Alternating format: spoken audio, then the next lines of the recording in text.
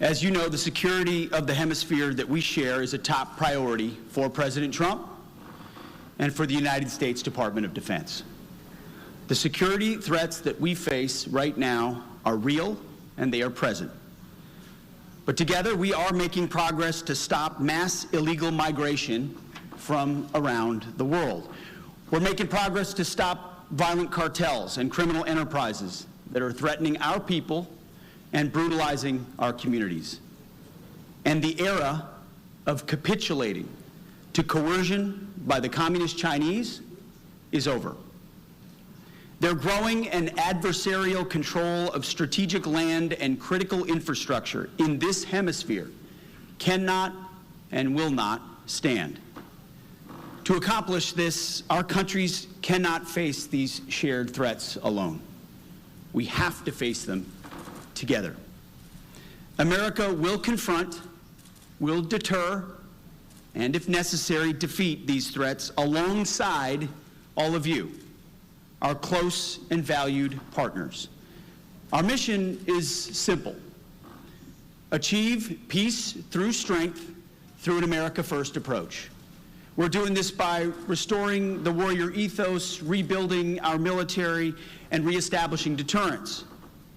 And we're doing all of this right here in Central and South America. But as we state time and time again, America First does not mean America alone.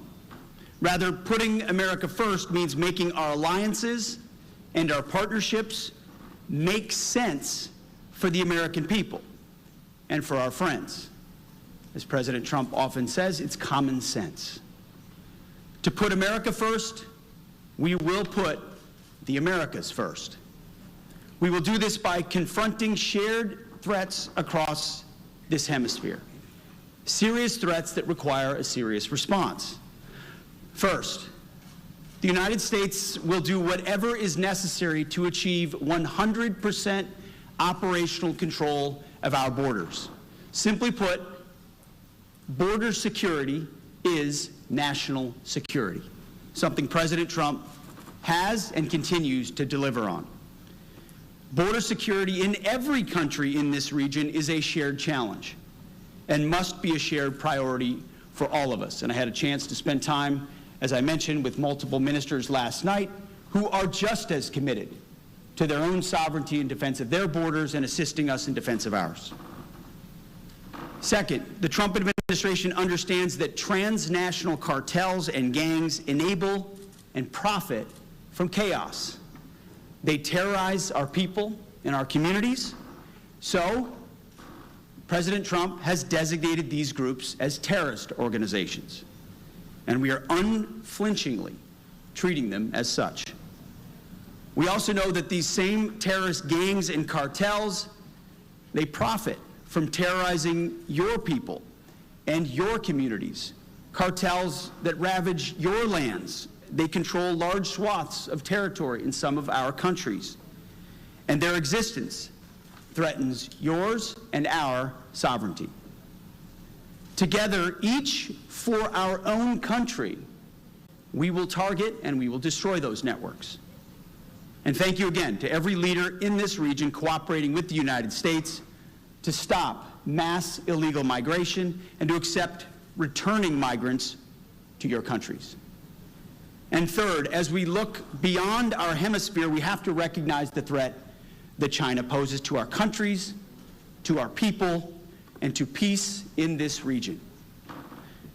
China-based companies are capturing land, critical infrastructure, and strategic sectors, such as energy and telecommunications. China's military has too large of a presence in the Western Hemisphere. They operate military facilities and ground stations that extend their reach into space. They exploit natural resources and land to fuel China's global military ambitions. China's factory fishing fleets are stealing food from our nations and from our people. Make no mistake, Beijing is investing and operating in this region for military advantage and unfair economic gain. We do not seek war with China.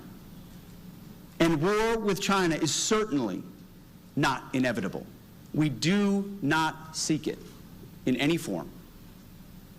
But together, we must prevent war by robustly and vigorously deterring China's threats in this hemisphere. President Trump has made it clear that the Panama Canal and the canal areas cannot and will not be controlled by China. We are working closely with our partners in Panama to secure the canal and advance our mutual security interests. We together are taking it back from Chinese influence. We will work with every country here in this room to address our shared threats. To that end, we're directing the United States naval ship Comfort, it's a hospital ship, to deploy to Panama and to several countries in the region later this year. We're also expanding training, military training, increased military education and exchanges, and conducting more robust joint exercises. We're going to increase cooperation to deter threats, to seize opportunities, to bolster our shared defense. That's what CENTSEC Panama 2025 is all about. Friends standing shoulder to shoulder with friends. That's a reason I'm proud to be the first Secretary of Defense to attend CENTSEC, the first to be in Panama in over 2 decades. President Trump has made our hemisphere, our friends, our borders, a high priority in his administration, and it will continue to be so. Like all of you, the United States wants a hemisphere of secure, prosperous, and sovereign nations. This is not globalism or interventionism. Instead, this is a golden age of shared national interests. We want this to be a golden age for our countries and for this hemisphere.